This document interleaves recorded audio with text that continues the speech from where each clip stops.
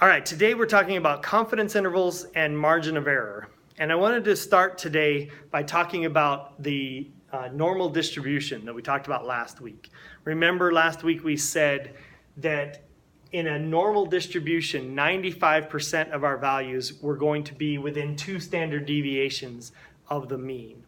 So if we added up all of our values and divided by the number of values that we had, we're going to find our mean. And then we find the standard deviation. We add 2 standard deviations. We get to this point.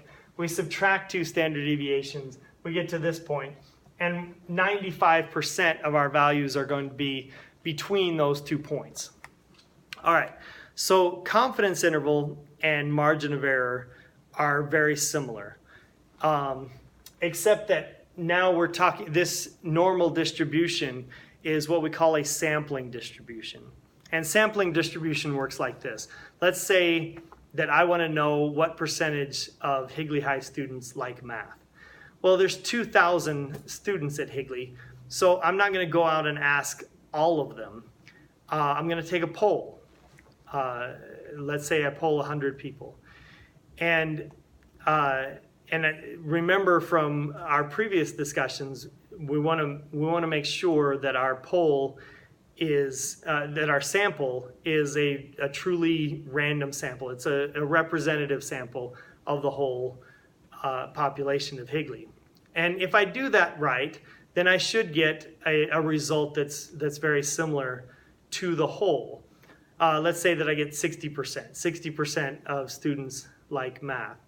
Well, if I were to even taking care to make sure that we've got a representative sample, not every group of 100 people are going to be exactly the same. So if I did that poll again, I might get 55%. If I did it a third time, I might get 63%. But if I were to continue doing that, as long as I am getting a representative sample, my results should be distributed like this normal distribution. There should be more clustered right around that center. And so we're going to use this same idea to figure out a range of values that we're confident the actual result is going to be within that range. And that's where we get the confidence interval.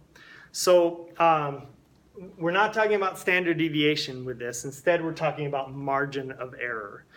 And the easy way to calculate margin of error, it's kind of a rule of thumb. It's not exact, but the margin of error is going to be approximately equal to 1 divided by the square root of n, where n is the sample size. It's the number of people that we have polled, or it's the number of events that we've observed. That's our sample size, is n. So in my example, I went out and I asked 100 people whether or not they like math. So my sample size is 100. So the margin of error is going to be 1 divided by the square root of 100. The square root of 100 is 10, so that's 1 divided by 10, which is 0.1 or 10%. So my margin of error is 10%. And let's say that I get the result that 60% of my sample likes math. So what I'm going to do with that is I'm going to take my 60% and I'm going to add 10%. And I'm also going to subtract 10% on either side of that 60%. And what I end up with is 50%. So 50% to 70%. That's going to be my confidence interval because I'm 95% confident that the percentage of people who like math at Higley High School is between 50% and 70% based on the poll that I did of 100. I polled 100 people and I got a result of 60%. All right, so that's how margin of error works, and that's how confidence intervals work. So let me give you an example. I'm going to show you how to do problem number 1 on your worksheet, and hopefully that'll give you an idea of what we're talking about here and allow you to do the rest of these problems.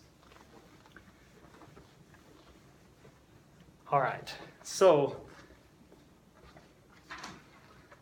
problem number 1 says, according to a Gallup poll of 1,012 people, about 1/3, 32% of Americans keep a dog for protection. All right, so we're told that 32% is the result of our poll. First thing we need to do is we need to figure out the margin of error. So the margin of error is equal to, or approximately equal to, 1 divided by the square root of n. And in this case, we're told that the n, the sample size, is 1,012. So we plug that into our calculator, 1 divided by the square root of 1,012, and we get 0.031. So 0.031 is our margin of error, or 3.1%. So that's our margin of error, is 3.1%. And the result here was 32%. And what we want to do with that is we want to add our margin of error, and we want to subtract our margin of error. So we're going to add negative 3.1% over here. So if we subtract 3.1%, we get 28.9%. And on the high end, we're going to get 35.1%. So that's our confidence interval. So this is our margin of error. This is our confidence interval. And the question says to briefly interpret the 95% confidence interval. So to interpret this, the pollsters are going to be 95% confident that the actual percentage of Americans that keep a dog for protection is going to be between 28.9% and 35.1% based on the results of their poll.